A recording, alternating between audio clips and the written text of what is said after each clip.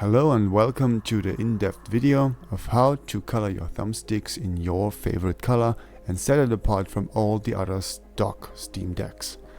In the following video I will show you how you can do the same with your inlet and exhaust mesh, but that's a different story. So you can do this with your stock analog sticks that come with your Steam Deck, or you can get some Hall Effect joysticks from GullyKit, which come now fully assembled, including the thumbstick caps, and those we are going to color. So in case you mess up in the worst case possible and you can't reuse it, you would be still able to reuse the original thumbstick caps from the Steam Deck because they do fit on the GullyKit ones. It's just the same, it's pretty much a one-to-one copy. So first thing is that we need to get off the caps of the joystick contraption. It is held by a wire connected to the PCB board, and hot glue is covering that spot.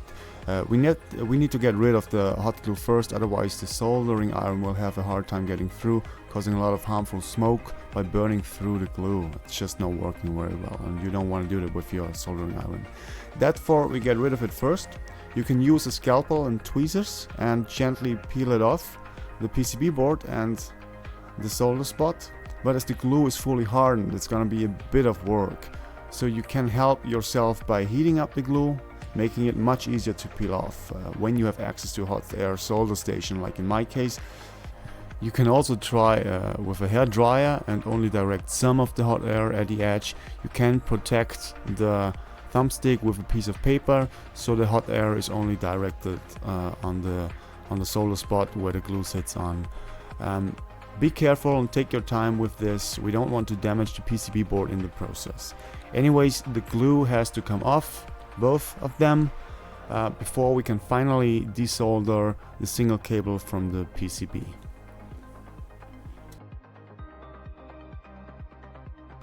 The lowest temperature I can set my hot air solder station to is 100 degrees Celsius, so that's not going to harm the PCB at all. It's sturdy enough to take that heat, and you're gonna heat the glue up. You will see when it's getting transparent, it's fully heated up, and then you can pretty simple peel it off.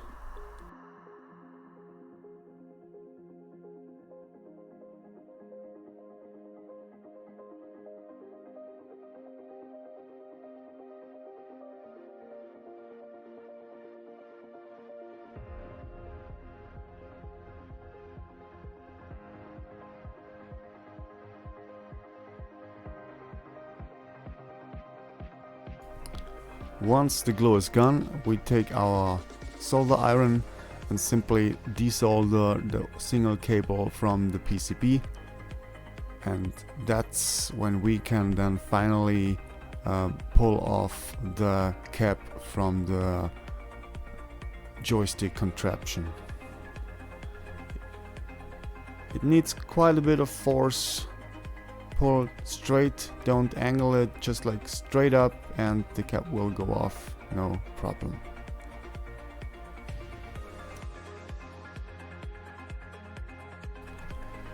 Next we are going to prepare the thumbstick caps for coloring them. So in this case I reused one I already painted, so in your case of course it's gonna be still gray. Don't let that fool you. So what I'm doing here is using electrical tape, because electrical tape is super flexible, and as you can see, when you go around the edges with some tension, the tape wraps around the top cap nicely and will protect that area from excessive paint. So that's working really nice with electrical tape. Next we're going to use a stick. It can be a pen, chopstick, whatever you're able to hold with one hand comfortably, and attach it to the end of the stick. Take your time, make sure it's not gonna come off, because you don't want to fall it down when you spray paint it later on in the process and drop down and picking up all the dust and dirt that's on the floor.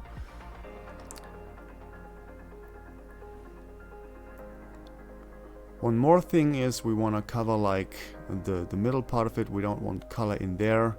It's a tight fit already, and if some color would get in there, it would get even tighter and you would not be able to get the stick on the PCB back on the way it should. And we are also covering the cable. It's not a must, but I just don't like, I just want to cover it up to be sure there's no color on the end of the cable, because we need to resolder that at the end of the process.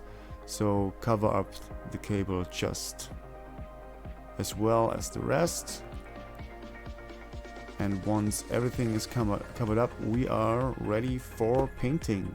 So what I did, what you can see in the next picture, is I used both ends of the stick to put both caps, one on the bottom, one on the top. If you're not comfortable with that, you can make that with two separate sticks, no problem, because there is some risk that you are gonna touch it one or the other side when you turn it around.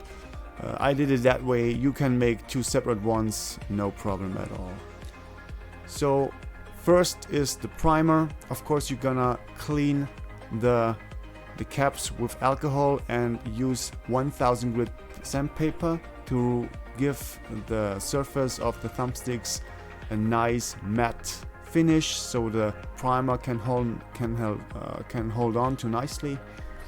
And then you're gonna cover the thumbsticks with primer, so the main color will hold on nicely, and it's very important so the color looks as it should be, because if you just like apply color to a darker object, it can look very different. Like the coloring of the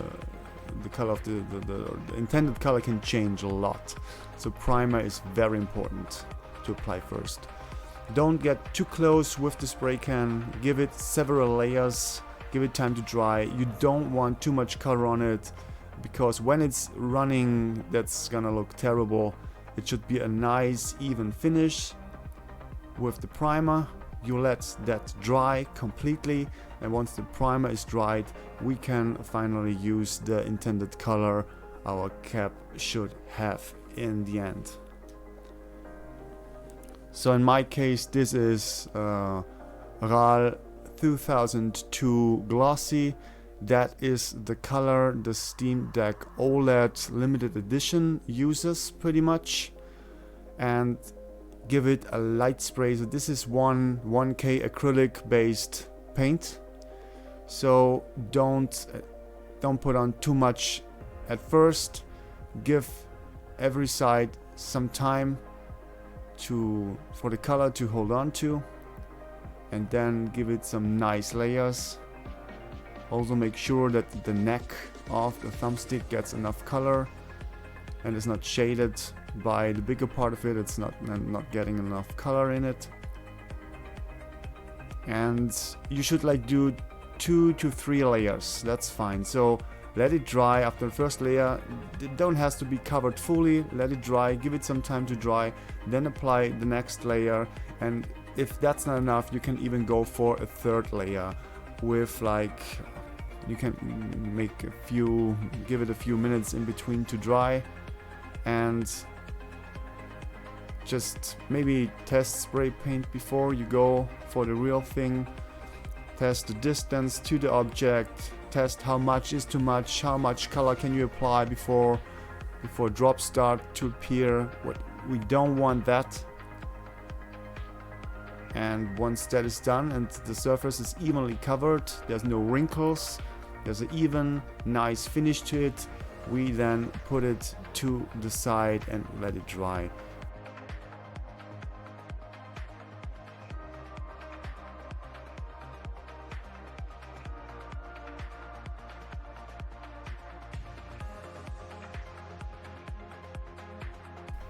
So at this point the color is dry enough, but not really fully hardened, so we can like start to peel off the masking tapes.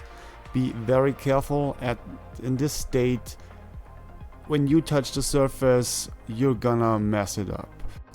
So I'm using tweezers and stick them in the back of the thumbstick, and like this I can perfectly control to peel off the tape, taking off the stick or pen or whatever you used, and then like gently and very careful take the rest of the masking tape off. It's so weird, the color like looks like blood red, but in reality it is like the typical limited edition orange. Color is a weird thing really, with light and everything. This is really difficult. But anyways, as you can see, that looks really nice. But again, at this point the color is still very sensitive to the touch, so be very careful to don't touch the surface. And I just put it on the PCB back on, so it has a nice little stand where it can completely dry. I also had another problem coming up, and because the thumbstick, when screwed into the Steam Deck, of course it needs some clearance to be able to be moved, right? So when you add paint and like several layers of it, it can happen that the paint adds so much height to the thumbstick that when you put the joystick back in the deck, it is pressed again the lip around, because you added that height with the color. And as you can see on the picture, you have those disgusting imprints and you are not able to move it freely because it gets almost stuck. So I had to come up with a solution for that, and I designed and 3D printed little shims with a height of 0.3 millimeters. That's what I took for like the 2 layers of paint, and the primer should be enough. 0.3 millimeter plastic shims, which I add on the top side of the PCB, that will give us enough clearance for the thumbstick to move freely and don't get any imprints from the lip of the Steam Deck top shell. So as you can see, I'm using tiny spots of super glue on the holes where the screw is going through later on in the assembly process. Watch out for which one are the ones where the screw goes in, because there are 2 more on the PCB, such they are only there for alignment, correct alignment of the PCB.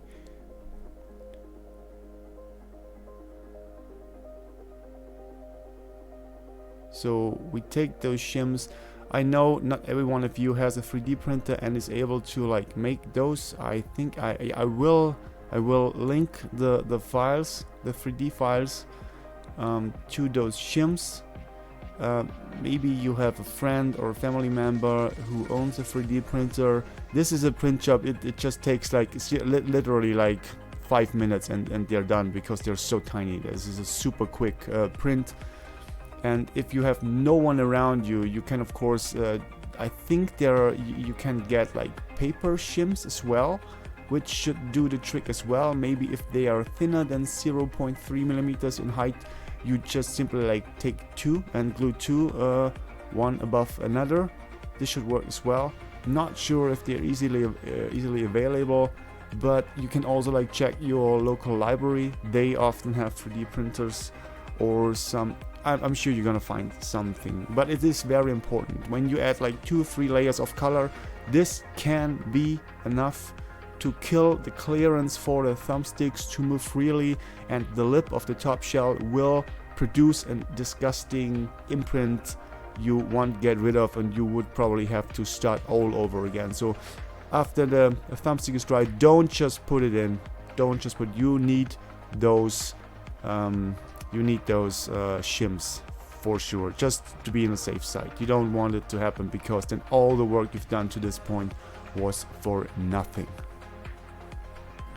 Also, one very important thing you have to take care of: once you glued those shims to the PCB with super glue, don't ever put the sticks, don't put them aside in a closed environment. They have to be at open air, because if you put them in closed environment, those super glue vapors will fuck up your color.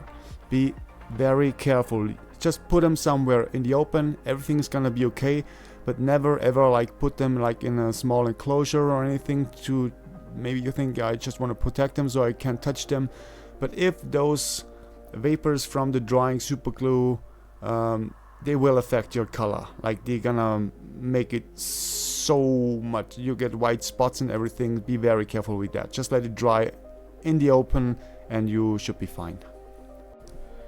And the next thing we're gonna have to take care of is one single shim that needs a little bit of cutting, because like one alignment pin of the top next to the one where the screw goes through will interfere with that alignment pin. So we have to cut like a quarter of that shim away, so the joystick PCB sits in the deck nice and flat.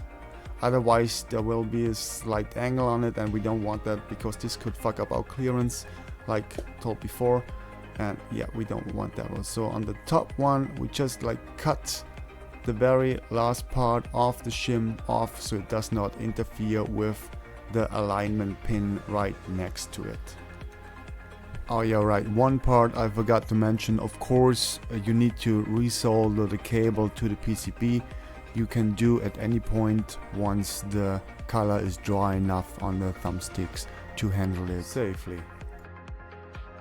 And now we come to our final step. To prevent the coloring scratching off from the neck of the thumbstick that is getting in contact with the top shell of the Steam Deck, we prepare Scotch tape, Tesafilm stripes with a measurement of 2.5 millimeters times 60. You can cut them with a scalpel and then you apply it around the neck of the thumbstick. This will prevent the color to come off when you move the thumbstick around, and of course it's getting in contact with the edge of the lip, and with the Scotch tape around it the color will be protected. It will be still super slidey and fine, you will feel no difference at all. And that's pretty much it, our final step in this how-to. And that's pretty much it. I hope everything is clear so far. If you have any questions, feel free to ask me like in the Reddit or in the comments or wherever you picked that tutorial up. Thanks for watching, good luck with the build and customizing your thumbsticks. See you the next time, bye bye.